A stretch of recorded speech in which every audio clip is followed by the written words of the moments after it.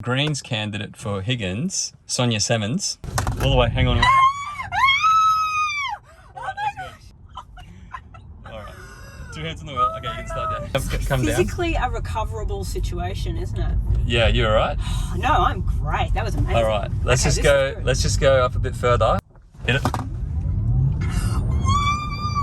Alright, that's good, It's so quick. Yeah. Holy Alright. I'm good. I'm cool. Yeah. Like we're actually flying. Yeah. It kind of feels like that. Feels like gliding. Holy crap. But it's pretty incredible that this technology exists and car companies are still flogging their 19th century junk. They rely on us not to know, and now we know. What are really the main things that got you to put your hand up and start fighting for real action on climate change? The bushfires had thrown smoke all over the east coast of Australia, and cities like Melbourne and Canberra and Sydney were just shrouded in this thick smoke. So thick you could look straight at the sun. Caught the tram home through the haze, picked up my daughter, got inside the house, closed the door against the smoke, and she said to me, "Mum, can you come up to my room to talk?" She closes the door and she sits me down on the bed. And she says that she's heard somewhere, like on the news or in the schoolyard or somewhere, that 50-degree days are going to be the new normal. And she's scared. I said to her the thing that you say when you're a parent, which is, don't worry, the adults are onto it. I gave her a hug and I looked at her and I just felt like this kid does not believe me. Like this kid, this 8-year-old kid who's just come home from school, does not believe me that the adults are onto it. She knows who Greta Thunberg is. They all do. All the children do. They learn it at school. They understand that the climate crisis is real. They've seen Attenborough and they know that nobody's doing anything about it. And they can see the smoke. And they've been watching the news all week, looking at the floods, and they know that this is the climate crisis written and ripped into their lives and wrought into their futures, and nobody is doing anything about it. And so I sat there in that room with that little girl and I just thought, well, I'm the adult in the room. I'm going to do something about it. What a wonderful reaction from the community to give rise to this group of independents who are saying, I'm going to represent the people that I'm among. The state of politics in Australia has driven us to this point where people are so actively looking for alternatives that they've birthed them. It's really fascinating because you're actually in an electorate which is in a lot of ways quite similar to a lot of the electorates that these teal independents are running in. But Higgins actually doesn't have an independent. The current sitting member for Higgins is Katie Allen. I saw her post a video with Angus Taylor saying that she's passionate about action on climate change. She actually has the same voting record as Barnaby Joyce. I think if you say that you're one thing and then your voting record on the floor of the House looks like something else, then you have an integrity problem. But the people of Higgins deserve to have a representative who will actually reflect the values of the community in the parliament, like they're paid to do. Greens picked up 22% of the vote at the last election. Then last year we had this surprise redistribution. In Windsor there's 7,500 voters with a first party preference vote to the Greens of about 40%. Wow. Anthony Green has us as sort of a 2.6% swing to win. We don't have time to wait for a moderate Liberal to influence the coalition. They're handcuffed to the lowest common denominator, to climate deniers and fossil fuel spruikers. On the other side of this election, we need to have a parliament who can make decisions on climate that save us from the very worst impacts of the climate emergency. And if we don't deliver a parliament that could do that, then we can expect to have more flood and fire and smoky haze and children with asthma not being able to go to school that day, and a totally transformed country and different coastal boundaries, and holidays aren't the same anymore, and koalas don't exist anymore. And bird life isn't what it used to be. It's a horrific future. It's a horrific future, and it's just one of loss after loss after loss. We sit at a fragile moment in time at this little slice of light between that outcome or a path that delivers a safe future, and that falls on us at this election to make that choice. And in particular, it falls on the people of Higgins. We are the most winnable Liberal-held seat in the country for the Greens. You mentioned in that beautiful story you told before about your daughter, just how engaged she is and that she knows what's going on, and all her little school buddies know what's going on as well. We've also seen the Greta Thunberg school strikers movement grow massively in the last 3 years. There is potentially what's being called a youthquake coming. What's a youthquake? Because these young people are so technically savvy with social media, they're able to cut these little videos and articulate stuff and share it on TikTok or Facebook or Instagram.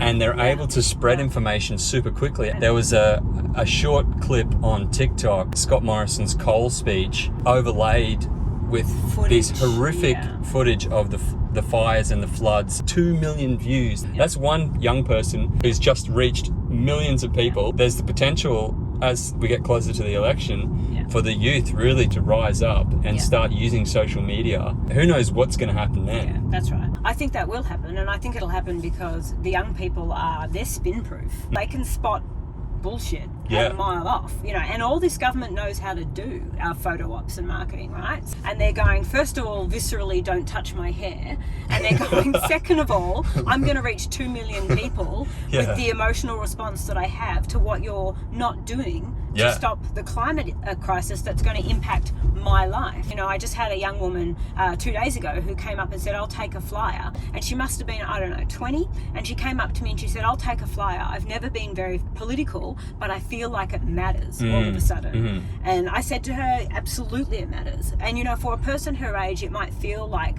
she has the least power but the most to lose. And that's sort of the horrifying thing that I think that a lot of these young people are feeling, particularly before they reach voting age, that they have the most at stake and they have the least opportunity to do anything about it.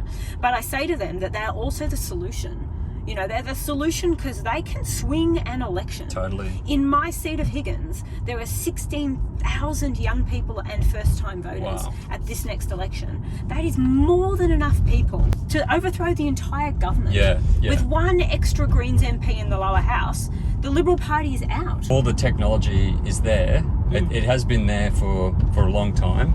We've had delay and denial from the current government. They've been doing everything they can to slow down the uptake of renewable energy and electric vehicles, which at the end of the day, they see just as a threat to their profits, really. Wind, solar and batteries is a threat to the profits of the coal and gas industry, and electric vehicles are the only threat to the oil industry. That's right. So take the assumption that the government has essentially been co-opted by the fossil fuel industry. It makes sense that they want to slow this transition down as much as they can. Key word here, because by co-opted we mean captured. Captured, right? And we mean captured because it's not just the government. It is both the government and the opposition are taking collectively over $1 million in declared funds from fossil fuel.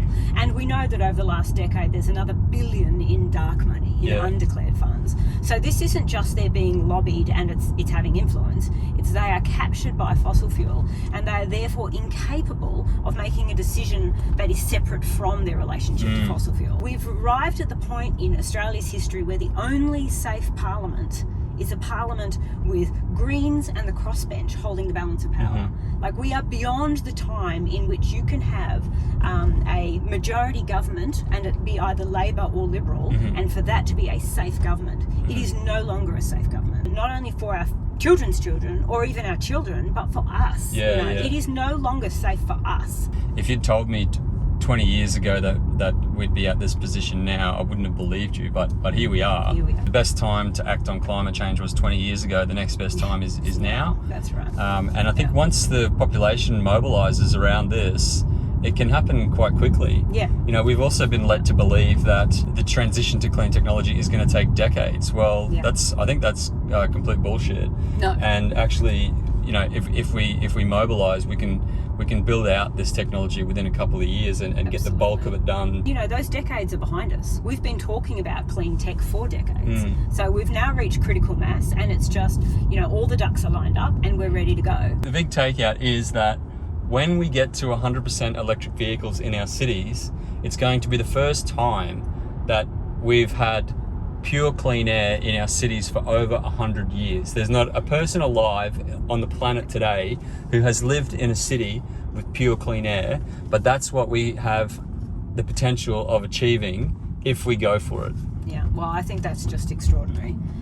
And I think in terms of our children's health and our health as well, and the health of our cities, I think this is, the obvious answer is, why wouldn't we do this? Yeah. You know, we can choose this and we must. I mean, look at Higgins. Like, Higgins is right in the city, and Absolutely. and it's on major roads. Chapel Sorry? Street running this way, we have High Street, we have Commercial Road, we have Toorak Road. Yeah, we've got some major arterials, and there's a lot of cars on them. And there's a lot of pollution. There's a lot of pollution. And it's just drifting into all the houses in the area. Absolutely, and into the schools. Into all schools. Of our school, and the schoolyards are in within breathing distance of these fumes, and they don't need to be, because the other thing about Higgins is it has one of the fastest uptakes of electric vehicles in the country. Does it? Yeah, Wow. it's the second highest electorate in the country. Wow.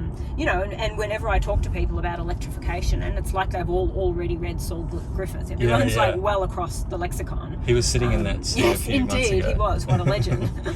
Thank you, Saul, for giving us the language to describe what we all know that we need and want. People say to me all the time, so how many charging stations will you put in? You know, they want to know, what are the solutions we're offering? And we know that they have to be really practical solutions to bring affordability of electric vehicles into reach for most people, and to make it possible for you to charge your car, whether or not you own a home in a garage or whether or not you're a renter. Yeah. You know, basic stuff that gives people access to what they want. We've been wanting this, and finally we're ready to articulate it and demand it of our government. And are the government ready?